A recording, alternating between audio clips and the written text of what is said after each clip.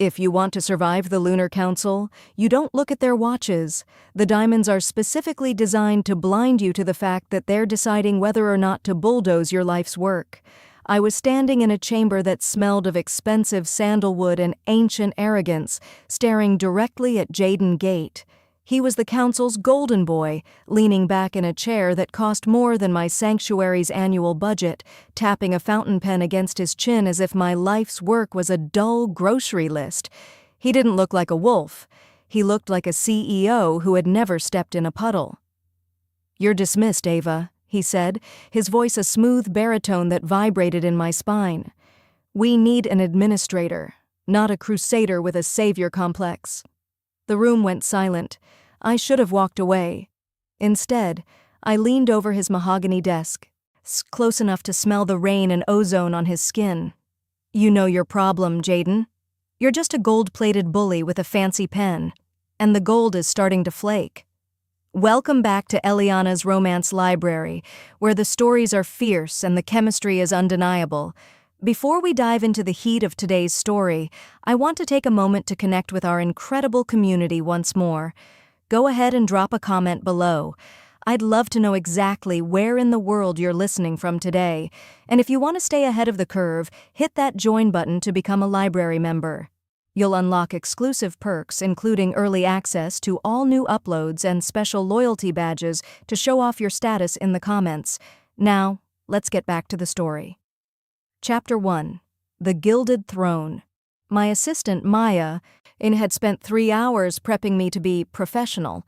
She told me to smile, to nod, and to agree that perhaps the aesthetic of my sanctuary was a bit rugged for the district. But as Jaden Gate adjusted his silk tie, the color of a bruised sunset, and sighed with a boredom so profound it felt like a physical slap, I felt the familiar, hot prickle of my inner wolf's temper. My sanctuary wasn't just a building, it was a home for the shifters the council deemed unprofitable. "Ms. Harper," Jaden said, his amber eyes tracking the pulse in my throat. He offered a slow, patronizing smile. "While your passion is noted, the council requires data. This report reads like a collection of anecdotes about stray pups. We aren't in the business of funding hobbies." "Hobbies?" I repeated. I stepped forward, my mud-caked boots clunking loudly against the polished marble floor, a deliberate contrast to their silent luxury. "You think keeping 16 traumatized teenagers from shifting in the middle of a grocery store is a hobby, Mr. Gate?" He didn't even blink. He just went back to his tablet, dismissing me like a footnote in a quarterly report. That was the moment the filter snapped. I didn't growl. That's what they expected. Instead, I used the only weapon I had left. The truth. "You've spent so much time polishing your image that you've forgotten what a real wolf looks like," I said, my voice projecting to the back of the hall. The other council members froze. Jaden's hand stopped midair. "You sit up here acting like a god, but you're just a bully in a 3-piece suit. And frankly, it's a boring look on you." The silence that followed was so thick I could almost taste it. Maya, standing by the door, put her face in her hands. One of the elder councilmen actually dropped his pen. Jaden Gate finally looked at me, his eyes darkening until they were almost black, a slow, dangerous heat radiating off him that made the hair on my arms stand up. "A gold-plated bully," he whispered, the words sounding less like an attack and more like a challenge he had been waiting a century to hear. I didn't wait for the security team to escort me out. I turned on my heel and marched out of those double doors, my heart hammering a frantic rhythm against my ribs. I made it all the way back to my sanctuary, through the gravel driveway and into my private office, slamming the heavy oak door behind me. I leaned against it, gasping for air. I was ruined. I was definitely 100% unemployed. I walked over to my desk to grab my keys, ready to start packing before the official eviction notice arrived. But as I reached for them, the air in the room changed. The scent of wood smoke and old books was gone, replaced by rain, ozone, and the heavy metallic tang of a dominant alpha. I spun around. My office door, which I had just slammed shut, hadn't just closed. Jaden Gate was standing there, his hand resting casually on the brass handle. He had ditched the council members, the tablets, and the assistants. He looked like a hunter who had finally found something worth chasing. With a slow, deliberate motion, his eyes locked on mine, he turned the deadbolt. Click. The golden boy reached up, slowly loosening the silk tie I had mocked only 20 minutes ago. "You wanted to see a real wolf, Ava?" he asked, his voice dropping an octave. "It seems I've finally found someone worth showing him to." Chapter 2. The Audit of the Senses. The sound of that deadbolt sliding home felt like it echoed in my very marrow.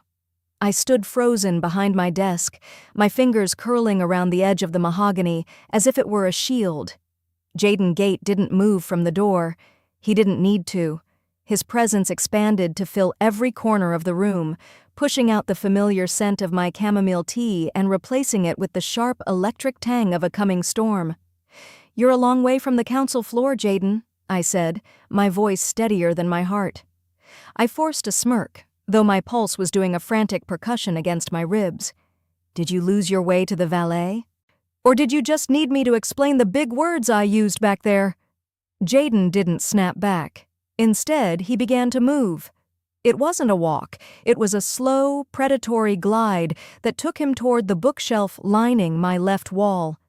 He trailed a finger over the spines of the dusty texts, manuals on shifter biology, pack law, and herbalism, his touch almost reverent, despite the arrogance radiating off him.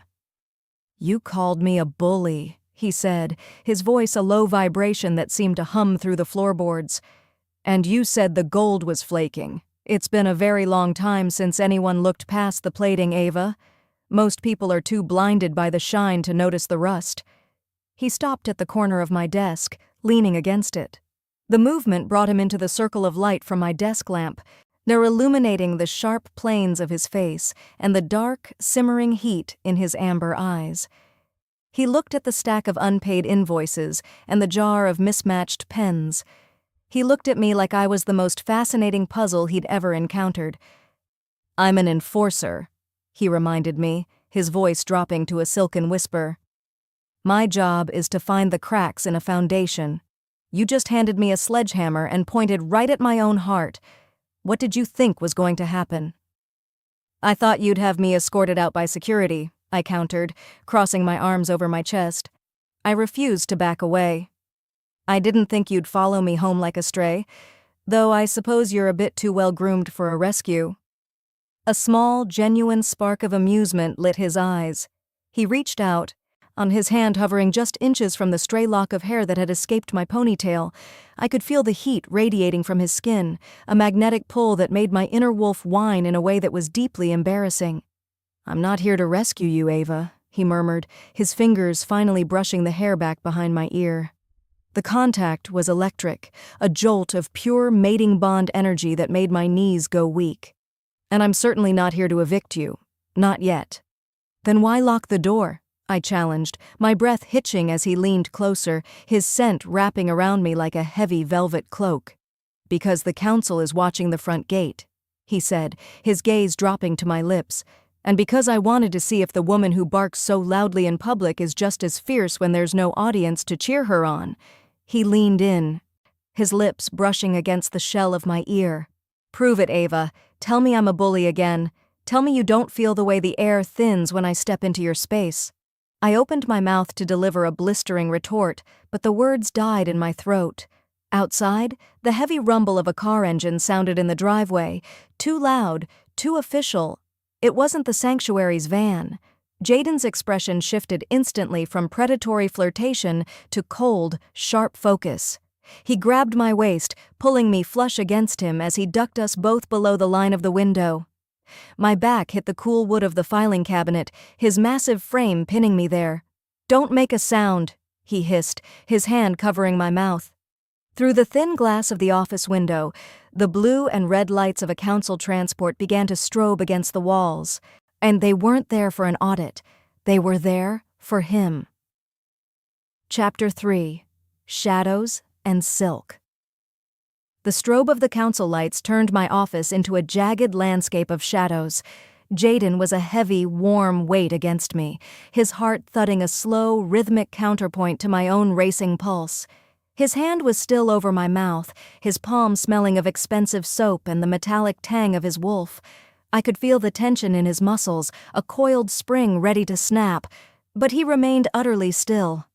"If they find me here," he whispered against my forehead, his breath warm against my skin, "your sanctuary won't just be closed. It will be burned from the records. Association with a rogue enforcer is a death sentence for your funding." I pulled his hand away from my face, my eyes narrowed even in the dim light. "Rogue? You were their golden boy an hour ago. What did you do, Jaden?" "I didn't do anything," he muttered, his grip on my waist tightening slightly as the sound of car doors slamming echoed through the driveway. "But I think your little speech gave my rivals the excuse they needed to claim I've lost control of the territory. They're here to secure the asset. That's me. And by extension, that's you." I felt a surge of indignation. "I am not an asset, and this is my sanctuary. They can't just walk in here." "They have a warrant signed by the High Alpha, Ava. They can do whatever they want." He pulled back just enough to look me in the eye. The arrogance was gone, replaced by a raw, desperate intensity. "I need you to be the woman you were in that chamber, the one who doesn't follow the rules. Because if we play by their book tonight, we both lose everything." A heavy knock sounded at the front door of the sanctuary, followed by the booming voice of Commander Graves. "Ava Harper, open up. We have reason to believe Councilman Gate is being held against his will." I looked at Jaden. He looked at me. A slow, reckless grin spread across my face despite the terror clawing at my throat. "Held against your will?" I whispered, reaching up to mess up his perfectly styled hair, then tugging his silk tie even further askew. "Well, if we're going to be criminals, we might as well look the part." I stood up, smoothing my shirt and taking a deep breath. Jaden watched me, a look of profound realization dawning on his face. He didn't move to stop me. He watched as I walked toward the office door, my hand on the deadbolt. "What are you doing?" he asked, his voice low and dangerous. "So I'm going to give them exactly what they want," I said, my hand on the lock. "I'm going to tell them you're a bully who wouldn't leave and that I've spent the last hour persuading you to see things my way." I turned the lock with a loud thud. I didn't open the door yet.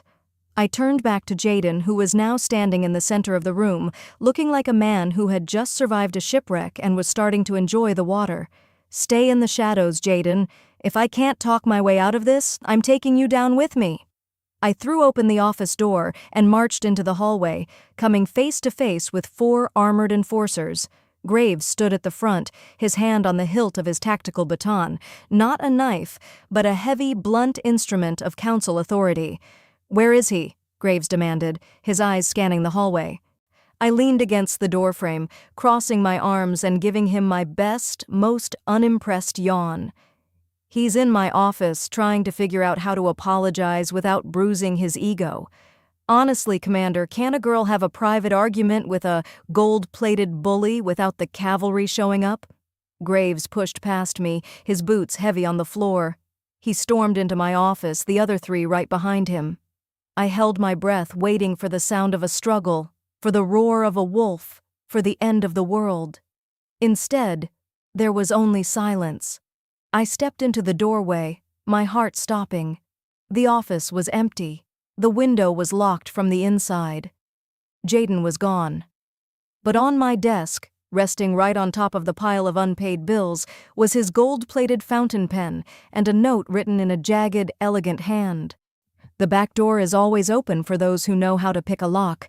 See you at the gala, Ava. Don't wear the boots." I looked up at Graves, who was staring at the empty room in fury. Then I looked at the pen. It wasn't gold-plated. I picked it up, feeling the weight of it. It was solid, heavy, and very, very real. And then I heard it, a faint, rhythmic tapping from inside the wall. Chapter 4. The Hollow Heart. The tapping behind the wall sounded like a heartbeat, mechanical, rhythmic, and entirely too close. Commander Graves was currently overturning my armchair, his face a shade of purple that almost matched his tactical vest, but I couldn't stop staring at the wainscoting behind my desk. Jaden hadn't just vanished.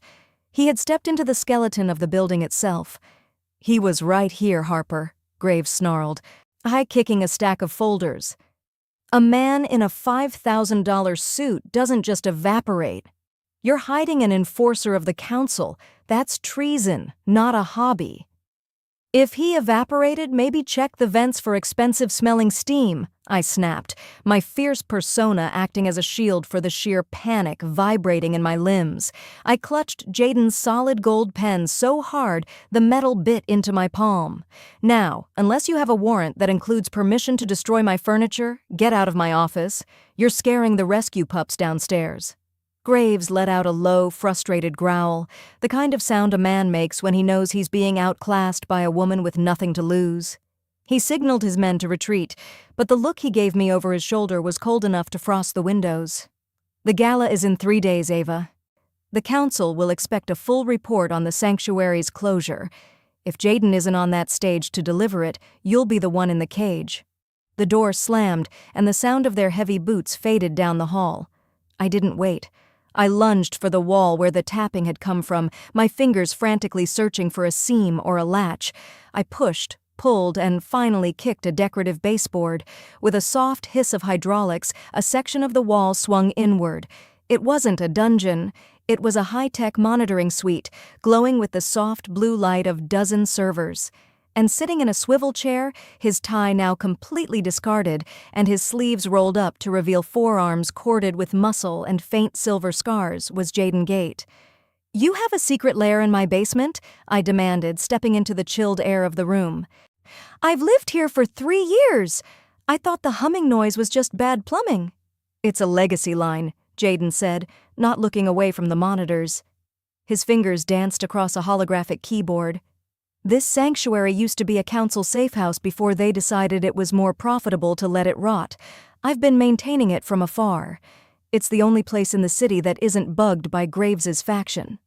I walked up behind him, the proximity making my skin itch with that undeniable mating bond heat. "You've been watching me? For 3 years?" Jaden paused, his shoulders tensing. He turned the chair slowly, his amber eyes hooded and intense. "I've been protecting you, Ava.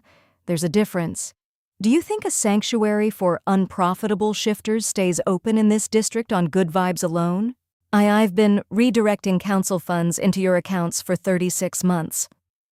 My jaw dropped. The gold-plated bully hadn't just been an insult, it was a cover. He was my anonymous donor. The man I had just publicly humiliated was the only reason my kids had beds to sleep in. "Why?" I whispered. Jaden stood up, looming over me in the cramped space.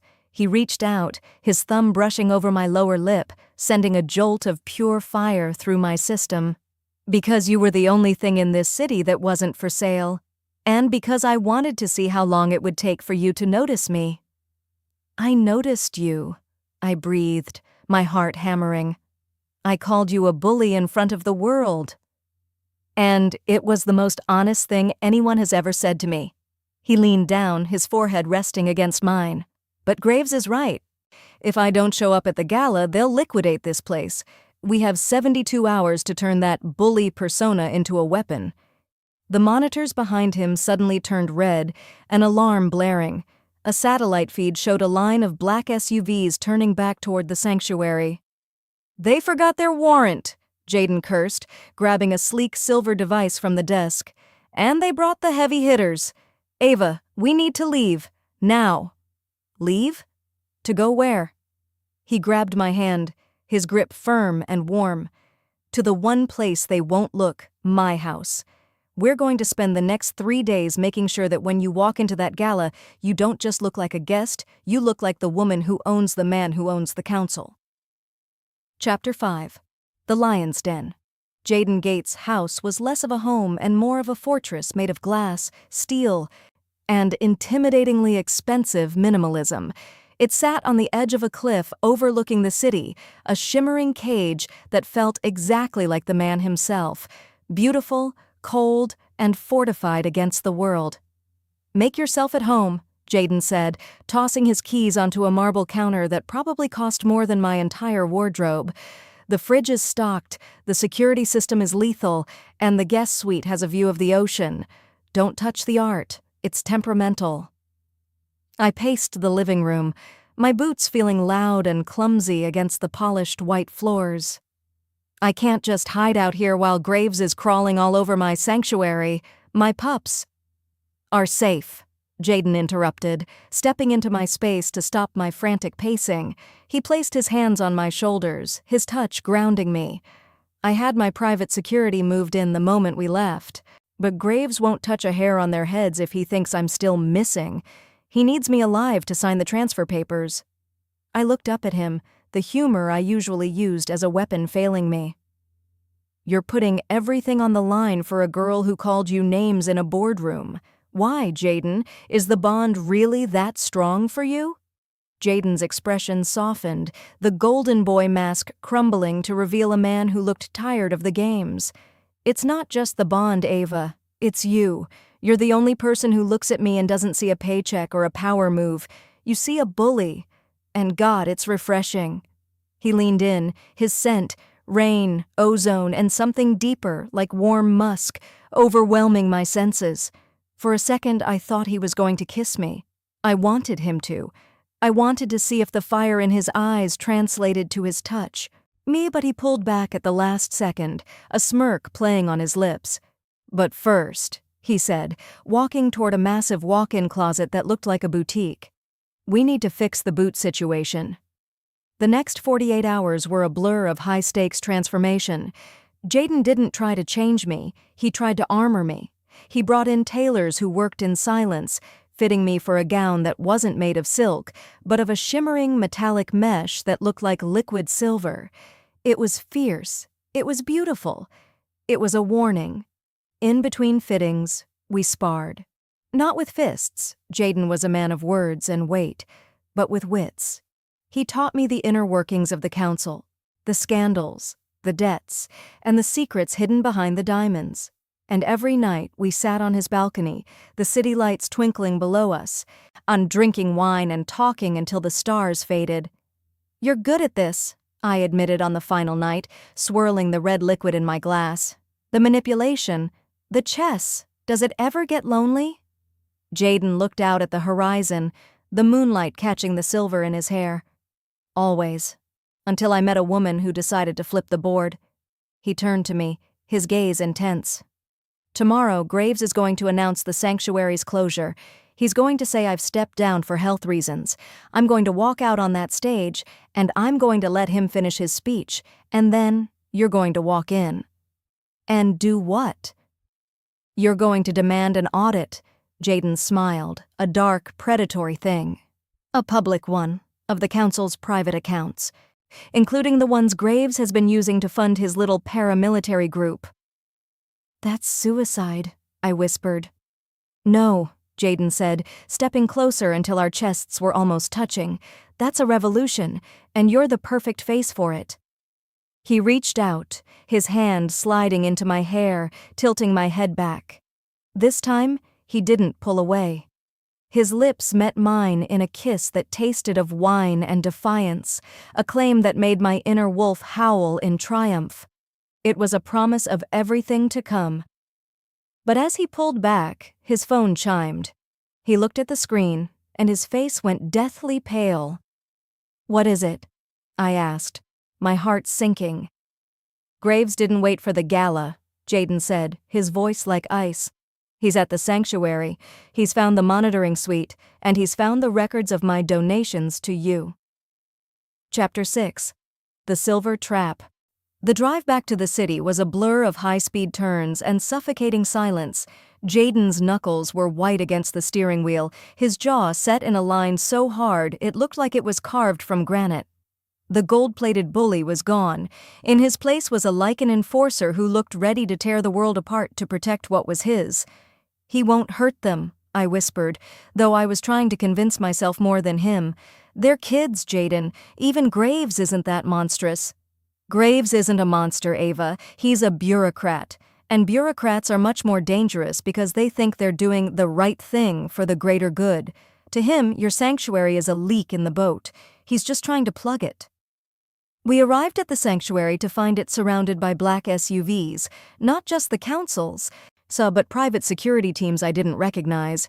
The air was thick with the scent of agitation and ozone. I jumped out of the car before Jaden could stop me, my silver gown shimmering under the harsh floodlights, like a suit of armor. "Graves!" I screamed, marching toward the front door. "Get your goons out of my house!" The front door opened, and Graves stepped out looking smug. In his hand, he held a thick folder, the records from Jaden's hidden suite. Behind him, 2 enforcers held Maya by her arms. She wasn't hurt, but she looked terrified. "Ms. Harper," Graves said, his voice oily with triumph. "Or should I say, the future Mrs. Gate? I must say, the fierce independent act was very convincing. I almost believed you weren't just a honey trap set by Jaden to funnel council funds." I felt the blood drain from my face. "That's a lie. I didn't even know it was him." "Tell that to the council," Graves laughed, waving the folder. "I have 3 years of bank transfers here, all authorized by Jaden, all going to your personal account. It looks less like a sanctuary and more like a very expensive mistress's allowance." Jaden stepped up beside me, his presence a heavy, cooling force. He didn't look at Graves. He looked at the men behind him. "Let the girl go, Graves. Your fight is with me. Leave the sanctuary out of it." "Oh, the sanctuary is already out of it, Jaden," Graves sneered. "I've already signed the demolition order. The trucks will be here at dawn. After all, a property bought with embezzled funds belongs to the state." I felt a roar building in my chest, not a wolf's roar, but a human one. I stepped toward Graves, my finger stabbing into his chest. "You touch 1 brick of this place, and I will make sure every shifter in this city knows exactly where you hide your paramilitary slush fund. I've seen the monitors too, Graves. I know about the Blue Project." Graves's smile faltered. The Blue Project was the one secret Jaden had told me was the council's ultimate kill switch. Mentioning it was like pulling the pin on a grenade. "You have no proof," Graves hissed, his hand tightening on his baton. "I don't need proof to start a riot," I countered, my eyes flashing. "I just need a microphone, and the gala is tomorrow night." Jaden stepped forward, placing a protective hand on the small of my back. "Here's the deal, Graves. You let the girl go, you pull your men back, and we walk away. I'll show up at the gala, I'll resign, and I'll take the fall for the funds. The sanctuary stays open, and Ava stays out of it." My head whipped around to look at him. "Jaden, no, you can't." "Quiet, Ava," Jaden said, his voice firm but his eyes pleading with me. Graves considered it, his eyes darting between us. He saw the bond. He saw the weakness. "Fine. A public resignation, and the records stay with me. But there's one condition." "What?" Jaden asked. "You don't just resign," Graves said, a cruel light in his eyes. "You announce the engagement. If the public thinks you're marrying your charity case, the scandal will bury any questions about where the money went. You'll be the disgraced romantic, and I'll be the hero who cleaned up the mess." Jaden looked at me, a question in his eyes. It was a trap. A gold-plated and silk-lined trap that would tie us together forever in the eyes of the law and potentially ruin his life. "Do it," I whispered, my heart breaking and soaring at the same time. "Deal," Jaden said. Graves signaled his men to release Maya. As they retreated into the darkness, Graves leaned in close to Jaden. "I'll see you at the altar gate. Don't be late." As the SUVs peeled away, I turned to Jaden, my hands trembling. "He's going to use the wedding to arrest you, isn't he? Once the cameras are off." "Probably," Jaden said, reaching out to pull me into a tight embrace. "But he forgot one thing." "What?" "He forgot that you're the one who knows how to pick a lock." He pulled back, a fierce, beautiful light in his eyes. "And he forgot that tomorrow night, that the gold-plated bully isn't the one he should be afraid of." He reached into his pocket and pulled out a small, encrypted drive. "I didn't leave everything in the suite, Ava. I have the files on the Blue Project. But I need someone to get them into the gala's broadcast booth while I'm on stage. I'll do it, I said without hesitation. It's a suicide mission, he warned. I'm a crusader with a savior complex, remember? I smirked, my fierce spirit returning in full force. I wouldn't have it any other way. We turned back toward the sanctuary, but as we did, the sound of a heavy, metallic crunch echoed from the back of the property. We ran toward the noise, our hearts in our throats. The demolition trucks hadn't waited for dawn. Chapter 7. The Front Line. The sound of the first iron claw biting into the sanctuary's brickwork felt like a physical blow to my chest. Jaden reacted before I could even scream. He was a blur of silver-threaded silk and raw power, moving toward the back of the property where a yellow behemoth of a crane was swinging its wrecking ball toward the nursery wing.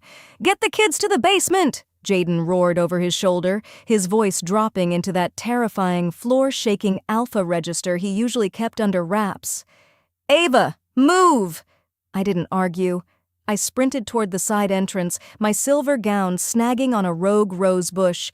I ripped the fabric away with a snarl, not caring that $1,000 hem was now a jagged mess. Inside, the hallway was a sea of wide eyes and trembling ears. Maya was already ushering the youngest pups, 3 7-year-olds who hadn't learned to control their tails when they were nervous, toward the hidden hydraulic lift. "Maya, down, now!" I commanded, my voice sharp and clear. "Don't come up until I call the code word. Jaden has the perimeter." I watched the lift descend, then turned back to the window. Outside, Jaden was standing directly in the path of the crane. He didn't have a weapon. He didn't need one. He stood with his feet planted, his aura expanding until the air around him shimmered with heat. The driver of the crane hesitated, the engine idling with a throaty growl. "This is private property," Jaden's voice carried over the mechanical din. "The demolition order is under legal stay. If you drop that ball, you're not just breaking pack law. You're committing an act of war against an enforcer." A man in a council vest jumped down from the lead SUV, holding a megaphone. "The stay was revoked 10 minutes ago, Gate. Move aside, or we'll consider you an obstruction to public safety." I didn't wait to see if Jaden would move. I grabbed the solid gold fountain pen from my pocket, the one Jaden had left as a promise, and ran back out into the mud. I didn't go for the men. I went for the lead SUV's engine block. I jammed the heavy metal pen into the radiator grill with a strength fueled by pure, unadulterated fury, twisting it until I heard the hiss of escaping steam. "You want to fight?" I yelled, standing atop the hood of the smoking car, the silver mesh of my dress catching the floodlights like a knight's chainmail. "Then fight me!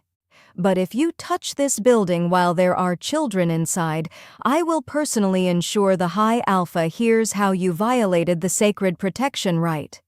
The mention of the right stopped them cold. It was a dusty, ancient law, but it was absolute. No shifter residence could be demolished while peltless youth were inside. The council leader snarled, but he signaled the crane to stop. "Fine, we'll wait for the gala. But once Jaden signs those papers, Ava, I'm going to enjoy watching you walk out of here with nothing but the rags on your back." They didn't leave, but they pulled back to the edge of the property, a circle of vultures waiting for the sun to set on the final day. Jaden walked over to me, his chest heaving, his tie long gone, and his shirt unbuttoned at the collar. He reached up, grasping my hand to help me down from the car. That was reckless," he whispered, his eyes glowing with a pride he couldn't hide. "And brilliant. But we just bought ourselves hours, not days. We have to get to the gala. It's our only chance to flip the script." "I'm ready," I said, looking down at my ruined dress. "But I think I need a new look. This one has too much mud on it." Jaden pulled me close, his scent of ozone and victory washing over me. "No, keep the mud, Ava. It reminds them that you're the only one here who knows how to dig in." He kissed me then, a hard, desperate thing that tasted of salt and the coming storm. But as he pulled away, he looked toward the gate. A single, sleek black motorcycle was idling there. The rider wasn't a council member.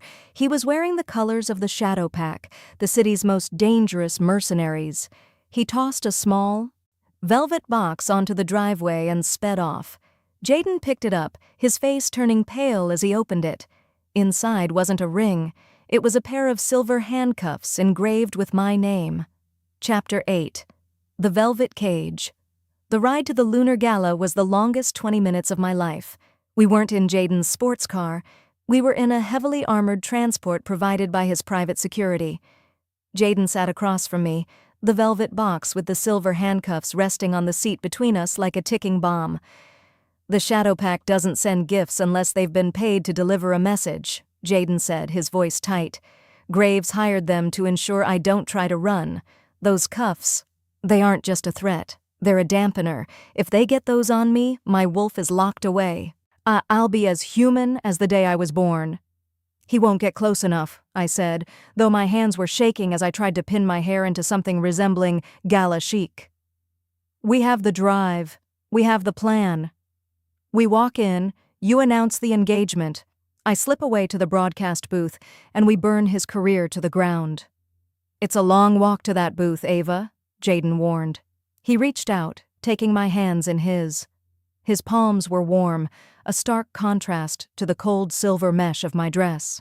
"The moment I announce the engagement, every camera in the room will be on you. You'll have to be the perfect, blushing bride-to-be for exactly 5 minutes. That's your window." We arrived at the Grand Heights Hotel, a glass spire that pierced the clouds. The red carpet was a gauntlet of flashing lights and reporters. The moment the door opened, the noise was deafening.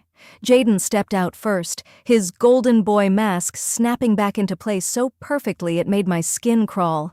He looked every inch the powerful enforcer, his arm reaching back to guide me out. I stepped into the light, my ruined, mud-stained hem dragging behind me like a battle flag. The whispers started immediately. "Is that the girl? The one from the hearing? Look at her dress. Is she bleeding?" I didn't smile. I didn't blush. I walked beside Jaden with my chin up, my hand resting on his arm like I was leading him to his execution rather than his wedding.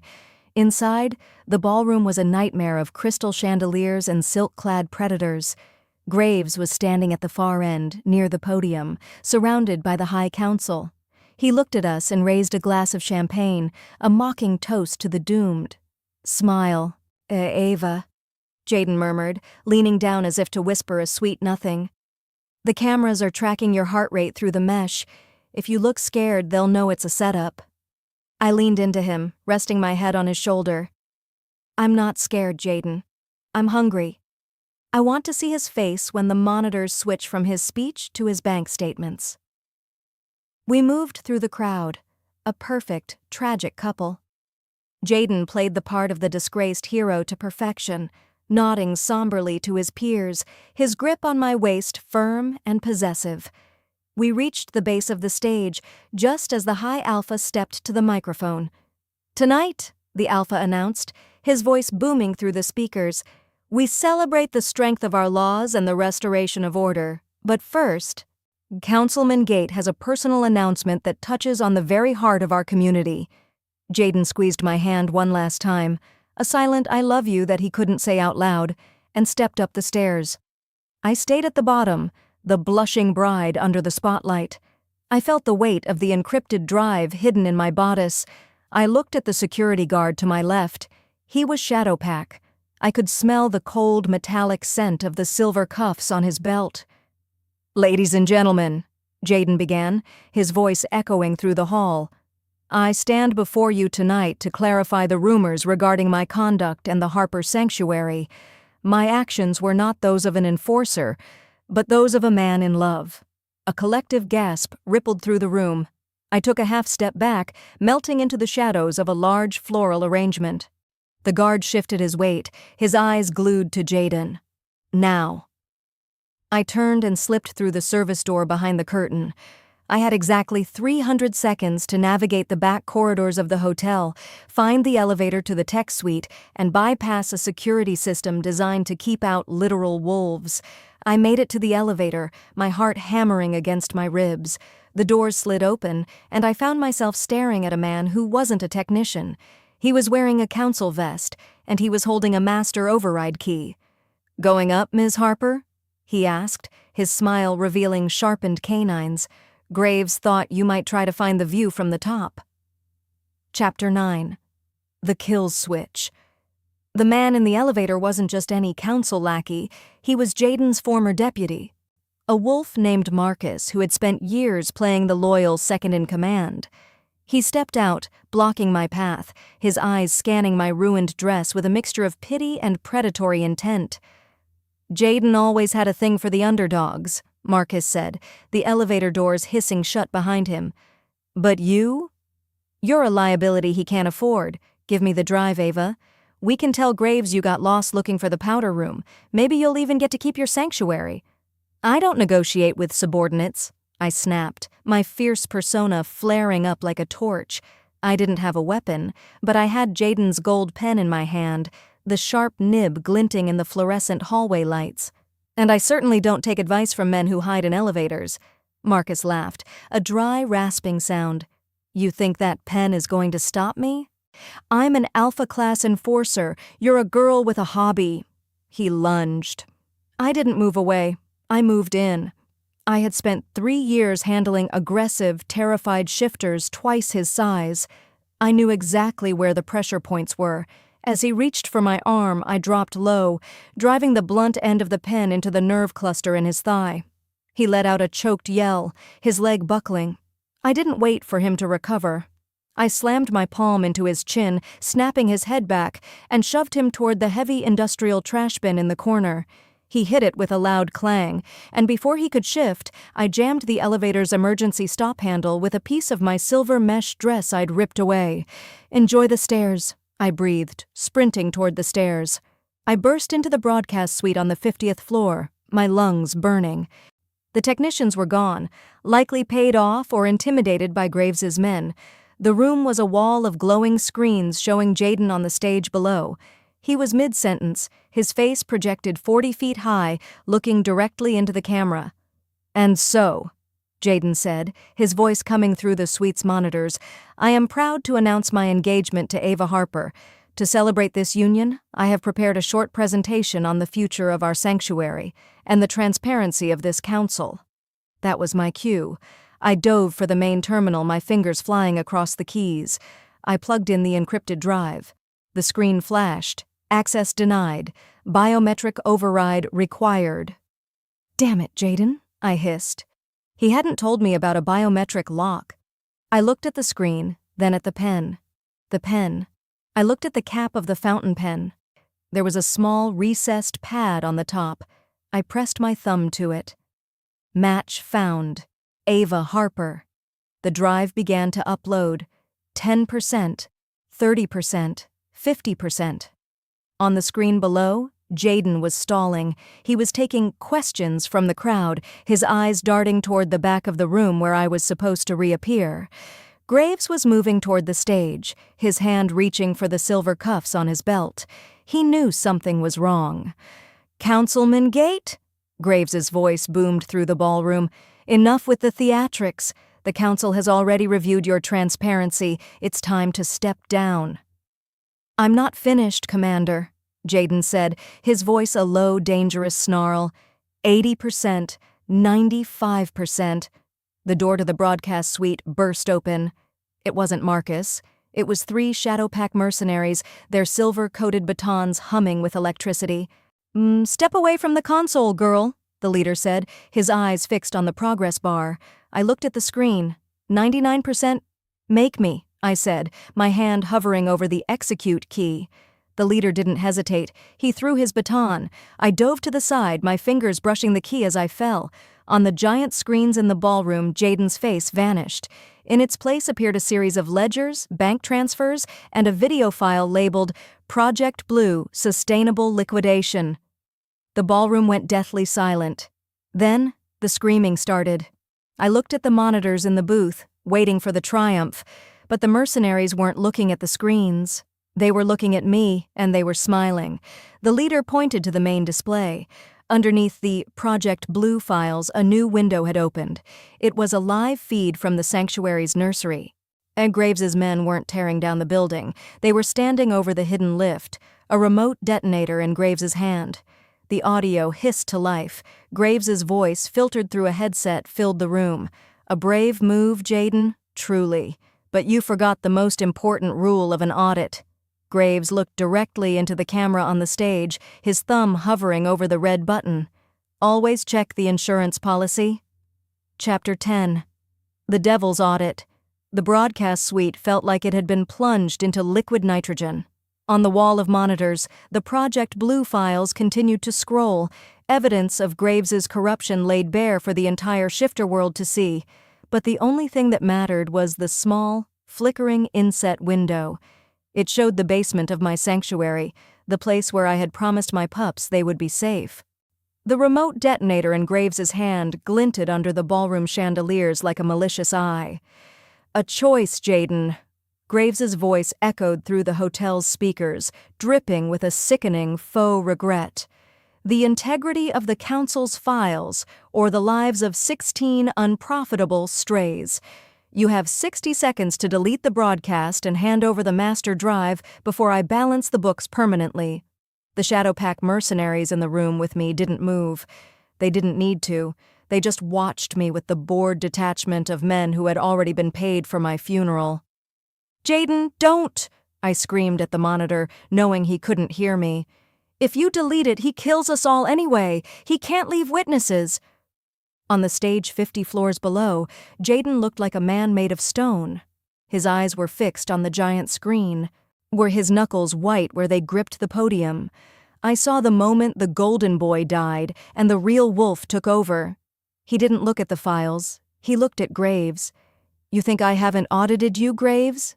Jaden's voice was a low, vibrating growl that caused the audio sensors in my room to peek into the red. "You think I'd leave the sanctuary's safety to a deadbolt and a prayer?" Jaden reached into his jacket and pulled out a small glass vial. It wasn't a weapon.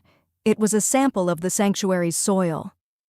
"The Blue Project isn't just a financial scandal, Ava," Jaden said, looking directly into the camera lens, speaking to me. "It's an environmental one. The sanctuary sits on the only uncorrupted ley line in the district. If Graves detonates those charges, he doesn't just kill the children. He triggers a tectonic shift that will bring this entire hotel and everyone in this ballroom to the ground." The ballroom erupted in a fresh wave of panic. The elite shifters who a moment ago were watching the drama with champagne in their hands were now clawing for the exits. Graves's face went from triumphant to ashen. "You're bluffing," Graves hissed, though his thumb trembled over the button. "Test me," Jaden challenged, stepping away from the podium and toward Graves. "The moment that signal leaves your hand, the feedback loop hits the hotel's foundations. We die together. But my pups, they're in a reinforced lead-lined bunker I built 3 years ago. They'll survive the blast. Will you?" I didn't wait to see the outcome. I turned to the lead mercenary, the one who had thrown the baton. "He's not bluffing. And since you're on the top floor of a glass tower, I suggest you decide if your paycheck is worth a 50-story drop." The mercenary looked at the screen, then at his men. Without a word, they turned and bolted for the emergency stairs. I dove back for the terminal. Jaden was buying me time, but the Project Blue upload was stalled at 99% because of the override Marcus had triggered. I needed to bypass the hotel's main firewall to finalize the leak. "Come on, Jaden," I whispered, my fingers dancing over the keys. "Keep him talking." On the screen, Jaden had reached Graves. He didn't shift. He simply reached out and took the detonator from Graves's paralyzed hand. The commander was so terrified of the building collapsing that he let it go without a fight. Jaden crushed the plastic device in his palm, then turned back to the crowd. "Yeah, the audit is over. The council is dissolved." I hit the final enter key. The progress bar turned green. Upload complete. Every phone in the ballroom chimed simultaneously. The files were now in the hands of every pack leader in the country. Jaden looked up at the ceiling, a ghost of a smile on his lips. He knew I'd done it, but the victory lasted only a heartbeat. A heavy, metallic thud vibrated through the floor of the broadcast suite. It wasn't the sanctuary. It was the hotel's own security measures. The elevators didn't just stop, they locked. The emergency shutters over the windows slammed shut, sealing me in total darkness. And then, The voice of the High Alpha, the one man Jaden hadn't accounted for, boomed over the intercom. "Thank you for the evidence, Jaden. It saves me the trouble of a trial, but the council doesn't dissolve. It evolves." The floor beneath my feet tilted sharply. I heard the sound of support cables snapping. The High Alpha wasn't going to let the truth out. He was going to drop the entire top 5 floors of the hotel into the bay. Chapter 11. The Freefall Protocol. The tilt of the room sent me sliding across the slick floor, my silver gown bunching around my knees as I slammed into the server rack. The broadcast suite was screaming now, not with voices but with the groan of twisting steel and the staccato pop of breaking bolts. "Jaden!" I yelled, though the comms were dead. I scrambled to my feet, the world leaning at a dizzying 30-degree angle. The High Alpha wasn't just cleaning up graves, he was pruning the entire branch of the elite that knew too much. The broadcast suite was located in the crown of the hotel, a section designed to be a luxury escape pod, but looking at the shearing metal through the gap in the door, it felt more like a coffin. I grabbed the solid gold pen, shoving it into my bodice. If I was going down, I was taking the physical drive with me. I lunged for the emergency hatch in the ceiling, my fingers slipping on the cold metal. Suddenly, the door to the suite was ripped off its hinges, not by a mercenary, but by a wolf. He was massive, larger than any shifter I'd ever seen, with fur the color of a moonless night and eyes of burning amber. Jaden. He hadn't shifted in the ballroom.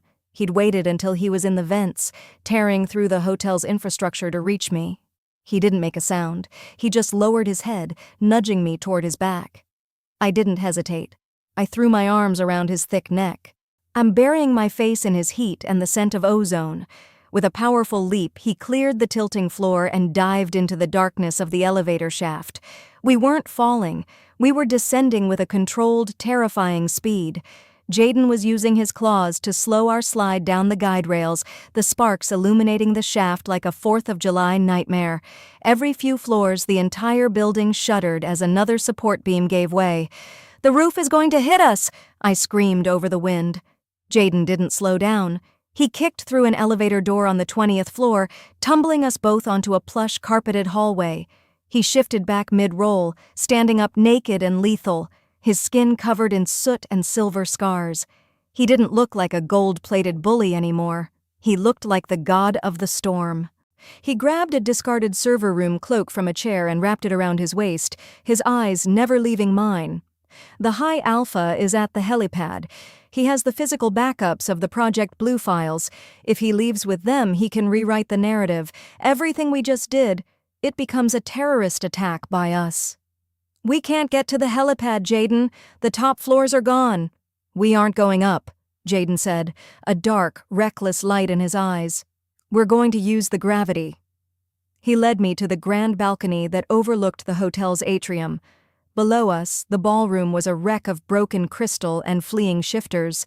But looking up, I saw the crown of the building, the top 5 floors, slowly sliding off the main structure, held only by a few thick tension cables. The High Alpha's helicopter was hovering near the sliding section, waiting to retrieve the lockbox from the broadcast suite's automated safe. "I need you to jump, Ava," Jaden said, his hand cupping my cheek. "Excuse me?" "The tension cables," he pointed. They were vibrating with enough force to hum. "When the crown falls, the cables will snap back. If we're on them, the momentum will sling us toward the helipad on the adjacent building. It's the only way to get ahead of him."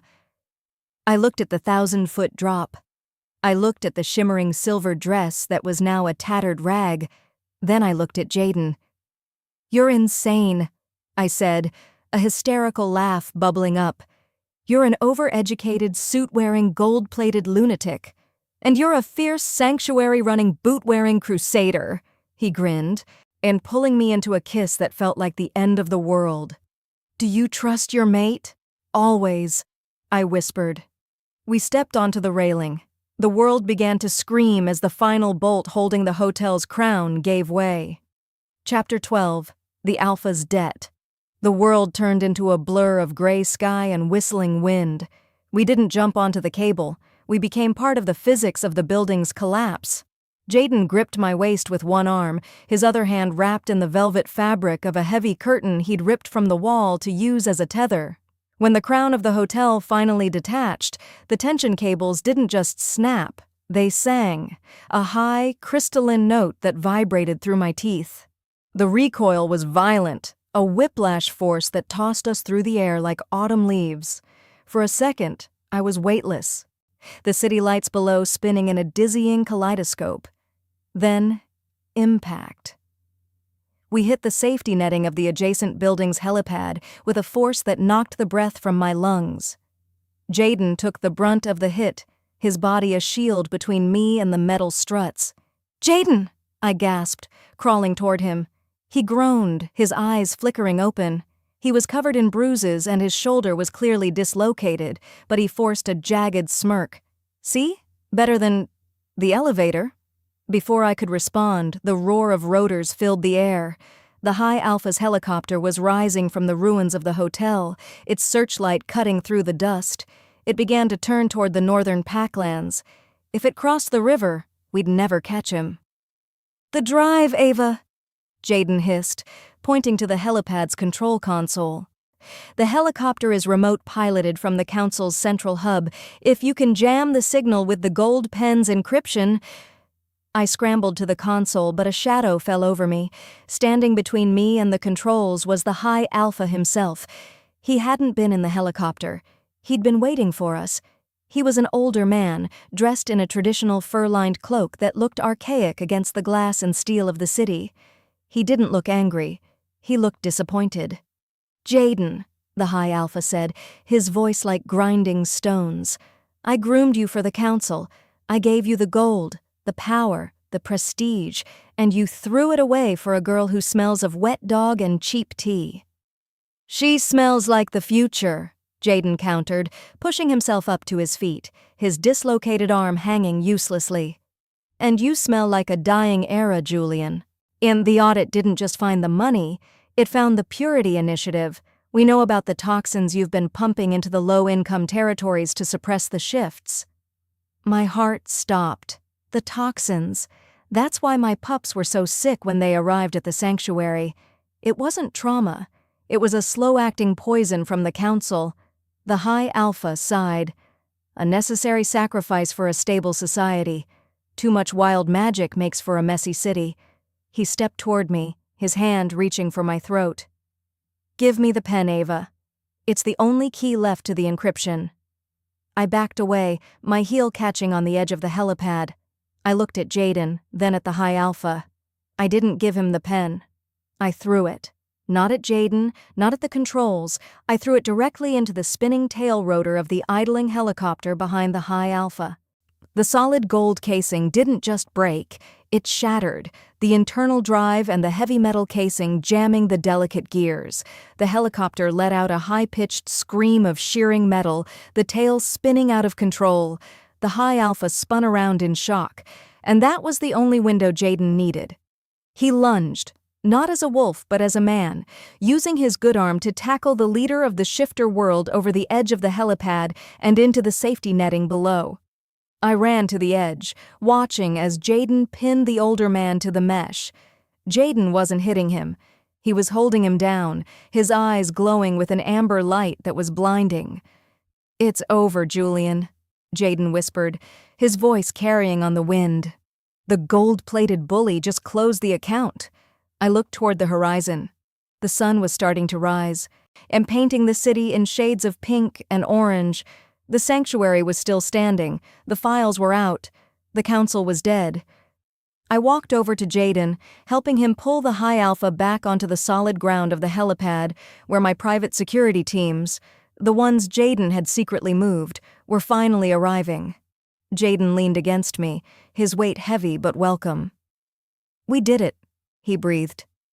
"We did," I agreed, looking at the ruin of my dress and the dirt under my fingernails. "But Jaden." "Yeah? We're definitely going to have to find you a new tailor, and I'm still not apologizing for calling you a bully." He laughed, a warm, rich sound that made the last 3 days worth every second. He reached into his pocket and pulled out a small, crumpled piece of paper. It was the engagement announcement he was supposed to read. "I didn't get to finish the speech," he said, handing it to me. I opened it. It wasn't a speech. It was a deed. He had transferred the entire Gate estate, the house, the funds, the legacy, into the sanctuary's name. "You're a patron now," I teased, though my eyes were stinging. "No," he said, pulling me into a kiss as the first rays of sunlight hit us. "I'm just a guy who finally found a boss he actually wants to work for." But as we stood there, the sound of a distant, low-frequency howl echoed from the ruins of the hotel. It wasn't a wolf of the council. It was something older, something the Blue Project had been built to keep locked away. The ground beneath the helipad began to vibrate with a rhythm that didn't feel like an earthquake. It felt like a breath. Chapter 13. The Earth's Unfinished Audit. The vibration didn't just rattle the helipad, it hummed inside my teeth, a low-frequency thrum that felt like the planet itself was waking up from a long, drugged sleep. Jaden went rigid beside me, his amber eyes widening as he stared at the jagged crater where the Grand Heights Hotel had once stood. The dust cloud wasn't settling. It was swirling, pulled inward by a sudden, unnatural vacuum. "The Blue Project," Jaden whispered, his voice stripped of its usual alpha confidence. "It wasn't just about suppressing shifts, Ava. They were capping the ley line. The hotel was the cork in the bottle." I looked at the ground. Fissures were snaking across the concrete of the helipad, glowing with a soft, bioluminescent green light. This wasn't the sterile, cold magic of the council. This was something ancient, wild, and incredibly hungry. "You mean the toxins weren't just for the shifters?" I asked, grabbing his arm as the building beneath us groaned. "They were poisoning the earth to keep, whatever that is, asleep?" The High Alpha didn't want a stable society, Jaden realized, a dark humor flashing in his eyes despite the chaos. He wanted a silent one. He was terrified of the primal source. A massive shadow detached itself from the ruins below. It wasn't a wolf. It was a shifting mass of earth, stone, and glowing vines, rising like a titan from the rubble. It let out another howl, a sound like tectonic plates grinding together, and the shockwave shattered the remaining glass in the surrounding skyscrapers. "We have to go," Jaden said, snapping back into enforcer mode. He didn't have a suit and he was covered in the dust of a fallen empire, but he stood tall. "If that thing reaches the city center, the Purity Initiative toxins in the water supply will act like a catalyst. It'll turn every shifter in a 5-mile radius into a mindless, feral beast." "Including you?" I asked, my heart skipping a beat. Jaden looked at his hands where the green glow was already reflecting in his veins. "Especially me. My blood is saturated with council enhancements. I'm a walking lightning rod for that energy." "Then we don't go to the city," I said, my fierce protector instincts overriding my fear. I pointed toward the river, where the sanctuary sat on the edge of the wildlands. "We lure it to the sanctuary. The soil there is untreated. It's a natural sink. If we can get that thing to the ley line opening at the sanctuary, the earth might take it back." "Ava, the sanctuary is full of kids," Jaden countered. "The basement is reinforced lead," I reminded him, a reckless plan forming in my mind. "And I still have the master override for the council's irrigation system. We can flood the sanctuary's grounds with the neutralizing agent we use for the rescues. It'll act like a grounding wire." Jaden stared at me, a slow, predatory grin spreading across his face. "You want to turn your life's work into a giant earthen battery?" "I want to save my pack," I said, stepping toward the edge of the helipad. "And I'm going to need a very fast, very gold-plated distraction to get it there." Jaden didn't hesitate. He shifted mid-air as he leaped from the helipad, his massive black form silhouetted against the rising sun. He hit the side of a neighboring building, his claws carving furrows in the steel as he roared a challenge to the titan below. I scrambled for the helipad's emergency bike, a sleek electric thing that hummed to life at my touch. I didn't have a dress anymore. I had a silver mesh rag and a mission. I twisted the throttle, the bike screaming as I launched it off the ramp and into the debris-strewn streets. The hunt was on, but as I raced toward the sanctuary, I saw a fleet of black SUVs emerging from the shadows of the industrial district. They weren't council, they were shadow pack, and they weren't running away. They were heading straight for my pups. Chapter 14. The Final Balance. The drive to the sanctuary felt like a descent into a mythological war zone. To my left, the skyscraper-sized titan of earth and vine was stomping through the business district. Its every step sending cars flying like toys. Above it, Jaden was a shadow of teeth and fur, darting in and out of the monster's reach, biting at the glowing vines to keep its attention fixed on him. He was the bait, and he was playing the part with a lethal, sacrificial grace. I tore through the sanctuary's gates, the tires of my bike screaming on the gravel. The Shadowpack SUVs were already there, parked in a semicircle around the main building. They hadn't started shooting, they didn't use guns, but they were holding canisters of a glowing blue gas. "The catalyst," I hissed, skidding to a halt. Graves's deputy, Marcus, stood at the front, his face bandaged from our encounter in the elevator. He looked at me with a hatred that was purely personal. "The High Alpha might be down, Harper, but the Shadowpack always finishes the contract. And if the city is going to burn, we're making sure your little experiment burns first. You release that gas, and you'll be the first ones to turn feral," I shouted, stepping off the bike. I held up the gold pen. The casing was cracked, but the internal light was still blinking. "I have the broadcast link. The whole world is watching this gate, Marcus. Do you really want to be the face of the apocalypse?" "The world is busy watching the giant rock monster, Ava," Marcus sneered, his hand moving to the valve on the canister. "Nobody cares about a few strays in the mud." A roar split the air, closer than before. The ground shook so violently that one of the SUVs tipped over. Jaden had done it. He had lured the Titan to the edge of our property. The air was thick with the scent of ozone and ancient rotting forest. "Last chance," I said, and my voice dropping into a low, fierce calm. "Drop the gas and get in the basement, or stay out here and find out what happens when a ley line decides it doesn't like you." Marcus hesitated, looking at the towering mass of green light approaching the tree line. But he was a bully to the end. He twisted the valve. A cloud of blue mist hissed into the air. At that exact moment, Jaden cleared the sanctuary fence in a single, massive bound.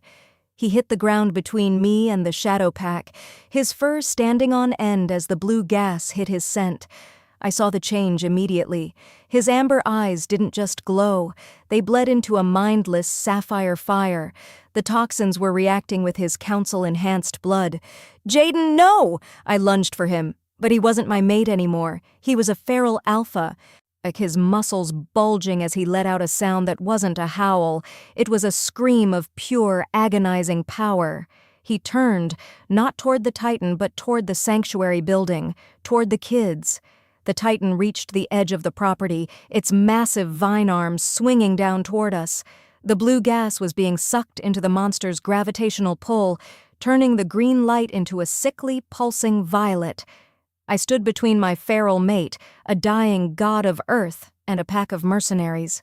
I reached into my bodice and pulled out the only thing I had left, the heavy, solid gold ink cartridge from the broken pen. It was filled with the concentrated neutralizing agent Jaden had used to mask his donations. I didn't throw it. I stabbed it into my own arm, letting the neutralizer flood my system so I could get close to him without being affected by the gas. I tackled Jaden, my small frame slamming into his massive chest. "Jaden, look at me! You are not their weapon!" He pinned me to the ground, his claws digging into my shoulders, his teeth inches from my throat. The blue fire in his eyes flickered. Behind him, the Titan's shadow loomed over the entire sanctuary, its hand descending to crush us all. But as Jaden's jaws opened, a small, cold hand reached out from the basement window behind us. It was one of the pups, the youngest one, holding a tattered teddy bear. "Ava?" the pup whispered. Jaden froze. The blue fire in his eyes met the innocent gaze of the child. In that split second of hesitation, the Titan's hand hit the ground. But it didn't crush us. The earth beneath the sanctuary opened up like a hungry mouth. The ley line finally reacting to the neutralizer in my blood and the purity of the soil. The Titan began to sink, but as it did, It lashed out, its vines wrapping around Jaden's neck, dragging him down into the glowing abyss with it. "Jaden!" I screamed, grabbing his paw as he was pulled toward the closing earth. He looked at me, the sapphire fire fading back into a warm, heartbroken amber. He didn't try to pull me in with him. He used his last bit of strength to shove me back toward the sanctuary door. "Audit complete!" he wheezed, his human voice returning for one final second. The ground slammed shut with the force of a thunderclap. The silence that followed was deafening. The shadow pack was gone, the Titan was gone, and the blue gas had dissipated into the morning air. I stood in the center of the silent driveway. My silver dress a gray rag, my hands covered in the mud of the ley line. I looked at the spot where Jaden had vanished. Then my pocket buzzed. I pulled out the remains of the council phone. A single message was blinking on the cracked screen. It wasn't from Jaden. It was from the Gate Estate's automated security system, miles away. Subject: New occupant detected. Access granted via mating bond DNA. Location: Sublevel 4. I looked at the ground, then at the phone. Sublevel 4 didn't exist on any map Jaden had shown me. And then I heard the tapping. Not from the ground. From the gold pen still clutched in my hand. Click, click, click. It was Morse code, and it was coming from the bottom of the river. Chapter 15. The Final Balance. The vibration in the fountain pen was a frantic, rhythmic pulse against my palm. I didn't need a translator to know what it was. A heartbeat in binary. Jaden was alive, but the ley line hadn't just swallowed him. It had transported him through the city's ancient, waterlocked arterial system. If Sublevel 4 was active, it meant he was trapped in the pressurized lung of the city's reservoir, miles beneath the surface of the river. I didn't stop to explain to the pups or the dazed mercenaries crawling out of the mud. I grabbed the keys to the sanctuary's old utility truck, the one with the high-intake snorkel, and drove. My silver dress was a tattered shroud of metallic thread, and my skin was stained with the bioluminescent silt of the Earth's core, but I had never felt more like a hunter. I reached the riverbank where the old council pumping station stood, a rusted relic of the Blue Project that Jaden had secretly retrofitted. I dove into the water before the engine had even stopped rattling. The cold was a physical shock, a needle-sharp reminder that I was a land dweller entering a realm of stone and current. I followed the green glow.